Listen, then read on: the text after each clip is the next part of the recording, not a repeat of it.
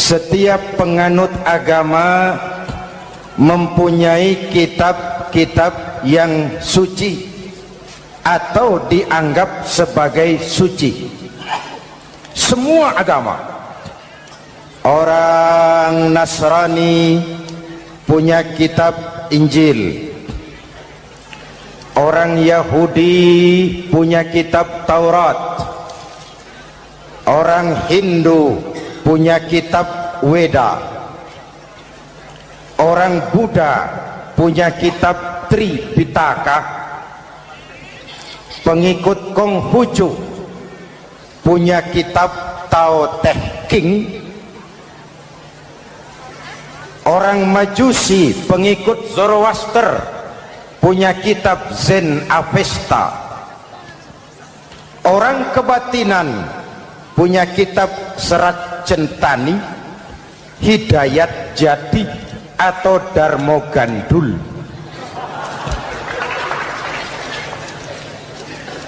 Kita umat Islam oleh Allah diberikan Al-Quran yang kita yakini sebagai kitab suci. Kunaon?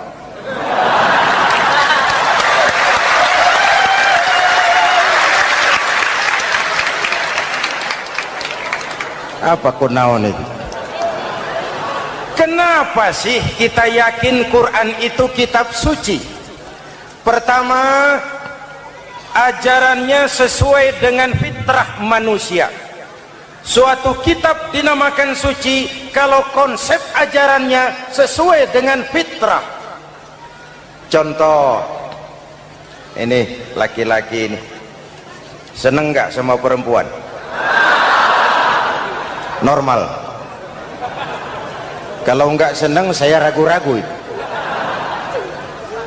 Perempuan seneng nggak sama laki-laki?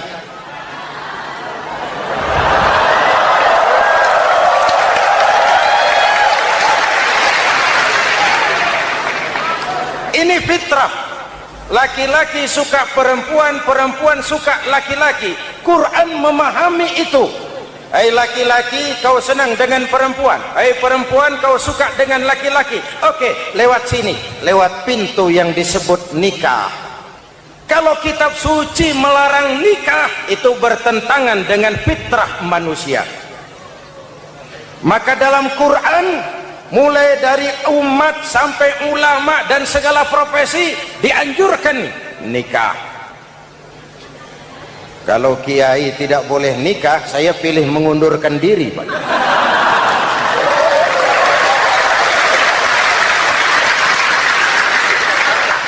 Itu bertentangan dengan fitrah.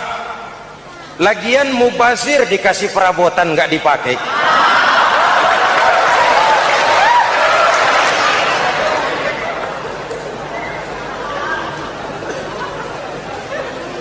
Fitrah. Contoh lagi, manusia perlu makan.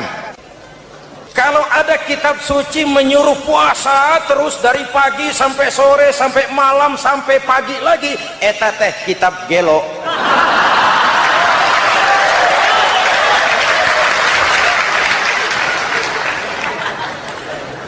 Quran sesuai dengan fitrah. Puasa mulai dari imsak sampai datang waktu maghrib. Puasa ngebleng dari pagi sampai sore sampai malam merusak kesehatan. Malam berpuasa boleh bergaul dengan istri. Kenapa? Fitrah. Kalau siang tidak boleh, malam tidak boleh, sebulan penuh panas kepala.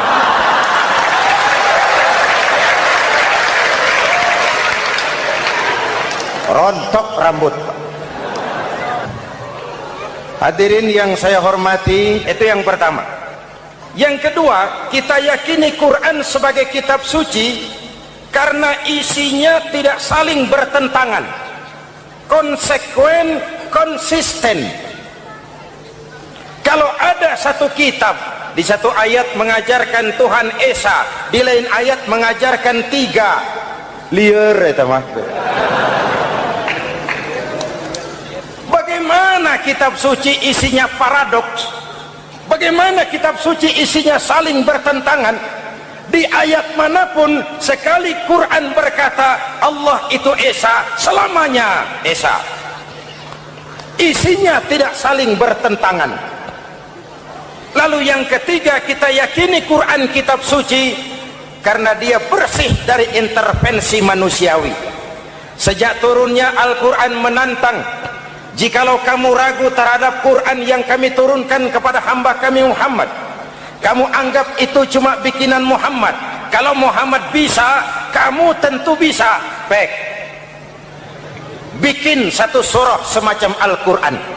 14 abad yang lalu tantangan ini turun dan sampai malam ini belum terjawabkan. Pak, barangkali tidak ada yang mau coba. Banyak. Antara lain Musailamah Al-Kazzab. Dia mencoba membuat menandingi Al-Quran. Dia buat satu surah namanya surah Al-Fil. Bunyinya begini, bikinan Musailamah. Al-Fil wa mal-fil wa ma adraka mal-fil lahu khurtumun tawil wa lahu zail. Sudah berbentuk syair. Isinya apa? Al-Fil, gajah. Wa mal-fil, apakah gajah itu? Wa ma adraka mal-fil, tahukah kamu apa itu gajah? Lahu khurtumun tawil, dia punya belalai panjang. Walahu zail, dan dia punya ekor. Nggak usah turun ayat begituan, orang tahu.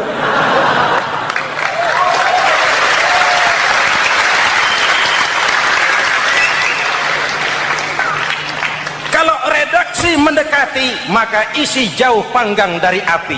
Kitab suci bersih dari campur tangan manusiawi. Maka Al-Quran, ke bahasa apapun dia diterjemahkan, naskah aslinya tetap ikut. Dia boleh diterjemahkan ke bahasa Sunda, bahasa Jawa, bahasa Padang, bahasa Inggris, bahasa Jerman, bahasa Belanda, naskah aslinya tetap ada. Kenapa? Bahasa ke bahasa perbedaannya sering frontal. Kalau dari gelas menjadi gelas, eta mah caket. Dari lamp menjadi lampu, itu masih serumpun. Tapi cokot Sunda dengan cokot Jawa itu jauh bedanya. Atos Sunda dengan atos Jawa itu jauh. Ulama Sunda sama ulama Jawa nggak pernah akur kalimat atos ini.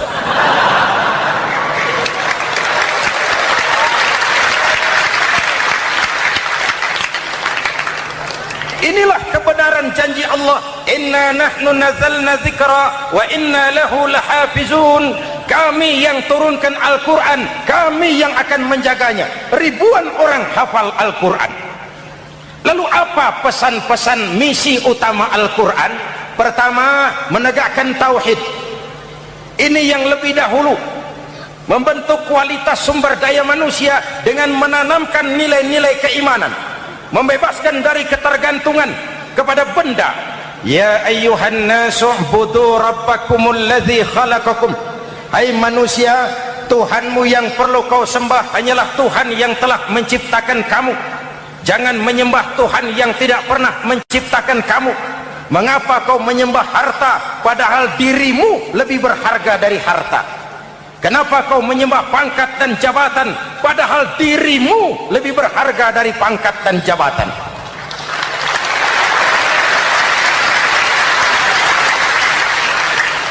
Diajak rasio berpikir, Tuhanmu yang perlu kau sembah hanyalah Tuhan yang menciptakan kamu. Dan Tuhan yang menciptakan kamu itu Tuhan yang lam yalid walam yulad, yang laisa kamislihi syai'un. Dan itulah Allah subhanahu wa ta'ala. Ayo orang teh, ayeuna teh boleh pakai teh. Ayeuna teh, kita teh kalau kepada syirik jali, syirik yang terang-terangan, insya Allah tidak. Nyata-nyata menyembah berhala, tidak.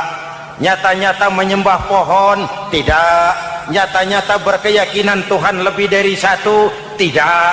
tapi kita sering terjebak pada syirik kecil, syirik khafi, syirik yang tersamar.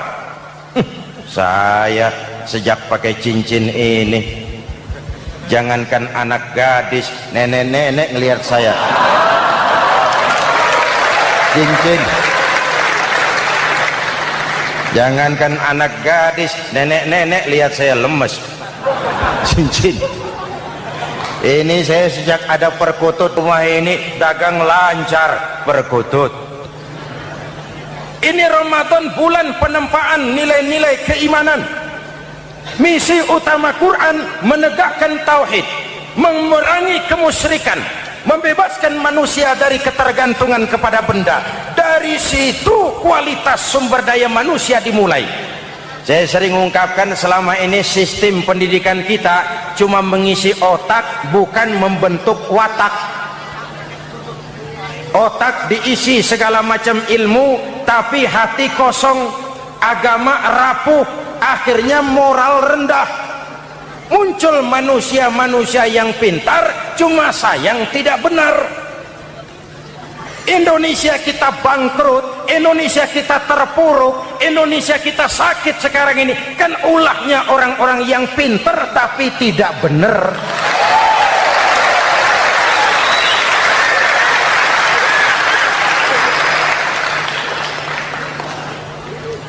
Dan kalau saya bicara kayak begini, ini bukan pidato politik, ini nurani. Politik naon kadut.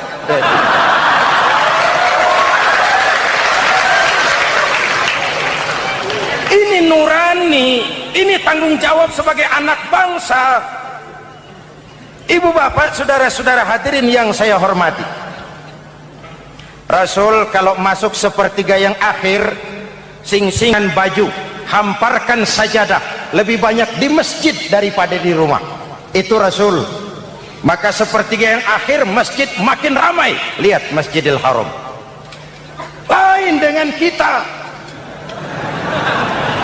Sepertiga yang akhir masjid mulai mengalami kemajuan, safnya makin maju.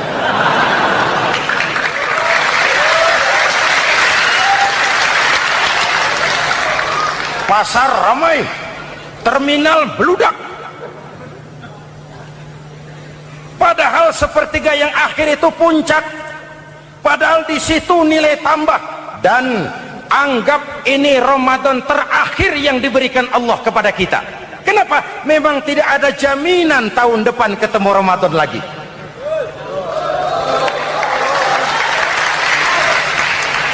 Anggap ini Ramadan terakhir yang diberikan Allah kepada kita. Tidak ada jaminan tahun depan Ramadan akan ketemu lagi. Tidak ada jaminan.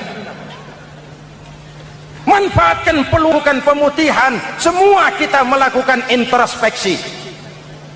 Tidak tahu kita Ramadan tahun depan nanti masih ketemu apa tidak. Sebagaimana kita tidak tahu kita masih hidup atau tidak. Hadirin yang saya hormati, misi kedua Al-Quran, persaudaraan, kebersamaan atas dasar keadilan dan kebenaran. Manusia bersuku-suku, ya. Manusia berbangsa-bangsa, memang itu diakui oleh Al-Quran. Min dzakari wa untha waja'alnakum syu'uban wa qabaila. Kami ciptakan kamu dari laki-laki dan perempuan. Kami jadikan kamu bersuku-suku dan berbangsa-bangsa. Apa tujuannya? Agar kamu saling mengenal satu dengan yang lain.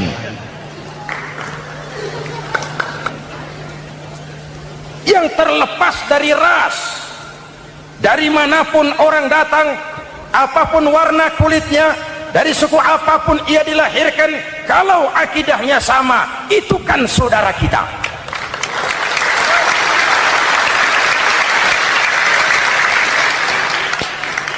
Seperti di masjid, kita tidak peduli dari mana kita datang. Yang datang dari kidul, madhab ngulon mang.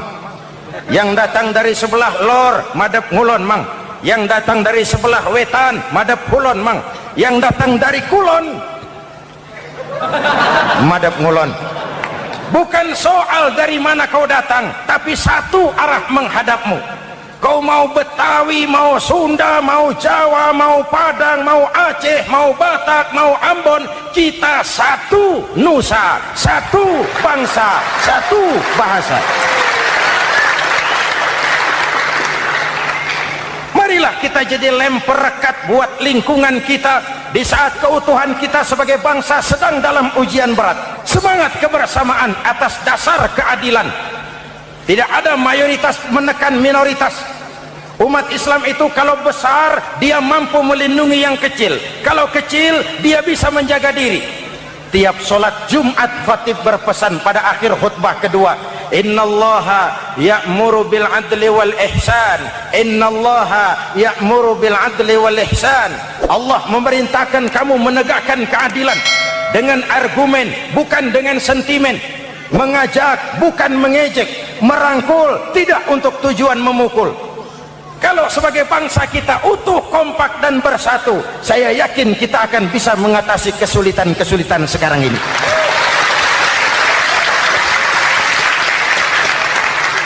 Kan kita prihatin kadang-kadang tawuran antar desa, antar RT, antar RW, antar kecamatan, sampai antar elit di atas. Makanya saya ulang lagi pesan ini, kalau elit di atas tawuran, jadilah penonton yang baik. Saudara-saudara kaum muslimin yang saya cintai, kita prihatin, kita seakan tercabut dari akar budaya kita sebagai bangsa. Kenapa kita yang berfalsafahkan Pancasila, kenapa kita yang berketuhanan yang Maha Esa tiba-tiba jadi beringas dan brutal? Ada maling ayam ketangkap, disiram bensin, dibakar hidup-hidup. Kok kita bisa begitu? Street justice, pengadilan jalanan mulai tegak. Iyalah kita tidak puas dengan kerja aparat kita, tapi jangan main hakim sendiri. Ini negara, bukan hutan.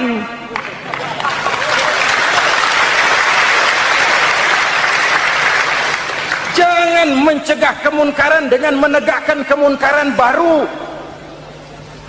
Oleh hal-hal yang sepele yang mestinya kita bisa mencari jalan keluar dengan baik. Ayo luruskan saf, rapatkan barisan, satukan langkah, tautkan hati. Kita satu umat yang satu, diikat oleh Al-Quran. Hanya dengan kebersamaan kita akan mampu menata hari esok yang lebih baik atas dasar keadilan dan kebenaran. Dulu Muhammad Toha teriak takbir ngadepi Belanda. Bung Tomo teriak takbir ngadepi Belanda. Ayeuna takbir ngadepi batur sadulur salembur. Nanaonan.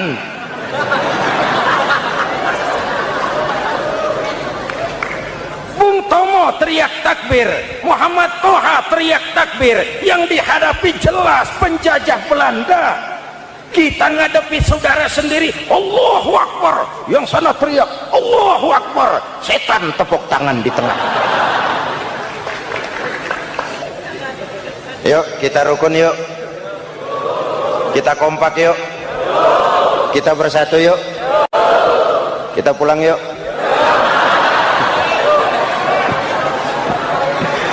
Ini misi kedua. Misi yang ketiga, Al-Quran membebaskan manusia dari gaya hidup sekuler. Quran mengingatkan, awas bung, ada hidup sesudah mati, ada akhirat sesudah dunia. Lebih untung orang yang percaya akhirat daripada yang tidak. Paling tidak hidupnya normatif. Contoh, saudara yakin akhirat ada, lalu saudara hidup baik-baik, menjauhi yang munkar, meninggalkan yang haram, saudara sujud, puasa, jihad, lalu saudara mati. Setelah mati ternyata akhirat tidak ada ruginya. Paling kurang kita sudah dicatat sebagai orang baik.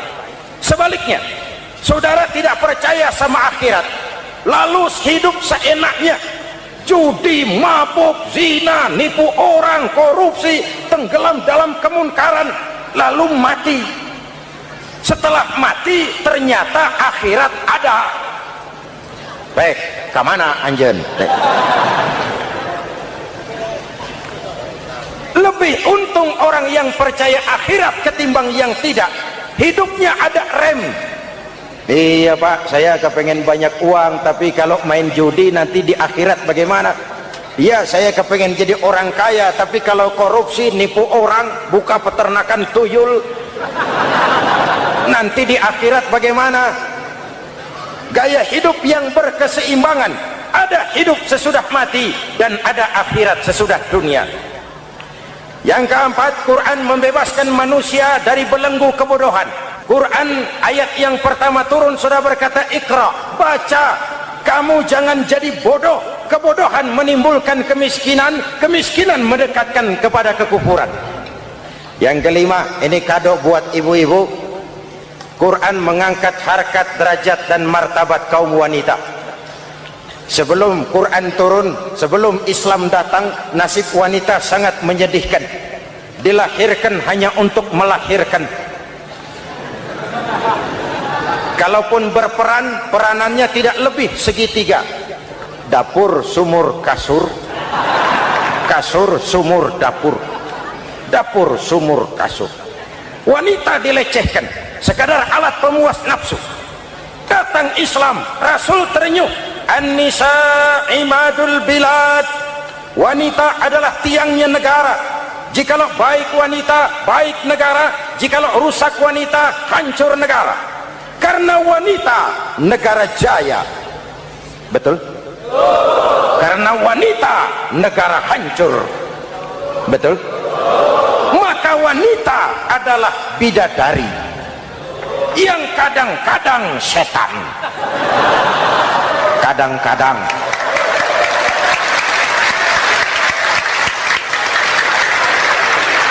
Karena yang hadir di sini bidadari semua.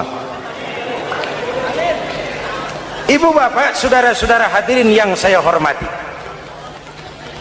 Lalu bagaimana sikap kita terhadap Al-Quran? Quran sendiri menjelaskan, "Tsumma awrasnal kitaba alladzina istafaina min ibadina." Kemudian kami wariskan kitab Al-Quran yang kami pilih buat hamba-hamba kami yang terpilih. Luar biasa. Umatnya umat pilihan, Rasulnya Rasul pilihan, kitabnya pun kitab pilihan. Kami wariskan Al-Quran kepada hamba-hamba kami yang kami pilih. Bagaimana sikap mereka setelah menerima Al-Quran? Terbagi tiga. Pertama, faminhum zalimun linafsihi. Di antara mereka ada yang setelah menerima Al-Quran lalu zalim kepada dirinya sendiri. Diterimanya Al-Quran dengan lidahnya, tapi ditolak dengan perbuatannya. Mulutnya menjunjung Al-Quran, perbuatannya menginjak Al-Quran. Quran bilang ke barat, dia pergi ke timur. Quran bilang ke selatan, dia berangkat ke utara. Quran bilang haram, dia terjang. Quran bilang halal, dia tidak mau. Orang seperti itu tidak zalim kepada Allah, tapi zalim kepada dirinya sendiri. Mudah-mudahan kita yang termasuk golongan ini. Amin. Yang kedua, wa minhum muqtasid. Di antara mereka ada yang menerima Quran 50-50, separuh-separuh. Yang enak dilaksanakan, yang berat ditinggal. Padahal pada sisi lain Quran mengajarkan masuklah ke dalam Islam secara total, kafah, jangan separuh-separuh. Ini watak munafik. Kalau dilihat Islam menguntungkan, rame-rame teriak Islam. Ketika diminta berjihad, diminta berkorban, diminta zakat, rame-rame mengundurkan diri. Saya bangkrut Pak, saya miskin Pak, saya pailit Pak. Mental itu dalam awal-awal Baqarah dijelaskan. Kullama adha'a lahum masyaw fih wa idza adlama 'alaihim qamu. Kalau terang mereka berangkat, kalau gelap mereka mandek. Itu ciri orang munafik beragama. Kalau Islam menguntungkan, rame-rame teriak Islam. Ketika diminta berjihad, berkorban, berjuang, rame-rame mengundurkan diri. muqtasid. Golongan yang ketiga, ini yang ideal, wa minhum sabiqum bil khairati biiznillah. Di antara mereka ada yang setelah menerima Al-Quran lalu berlomba-lomba mengamalkannya, berlomba-lomba melaksanakannya. Jangan sampai yang baca Quran dengan suara merdu dapat piala, yang mengamalkan Quran dengan konsekuen dapat penjara.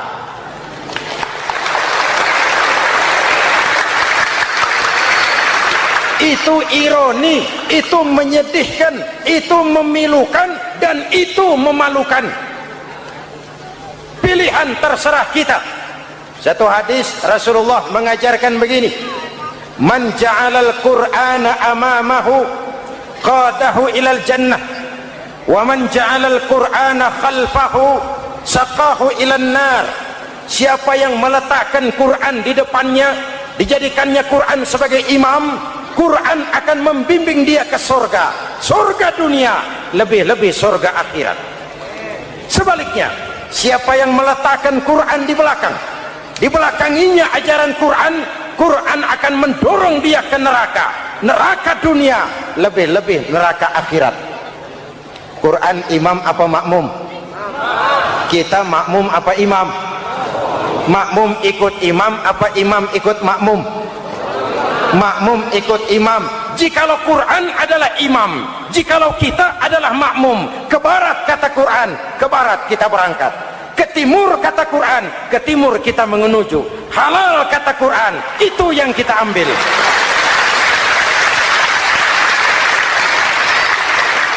Mari kita jadikan Ramadan sebagai bulan di mana sedikit demi sedikit kita berupaya kembali menjadi generasi yang Qurani.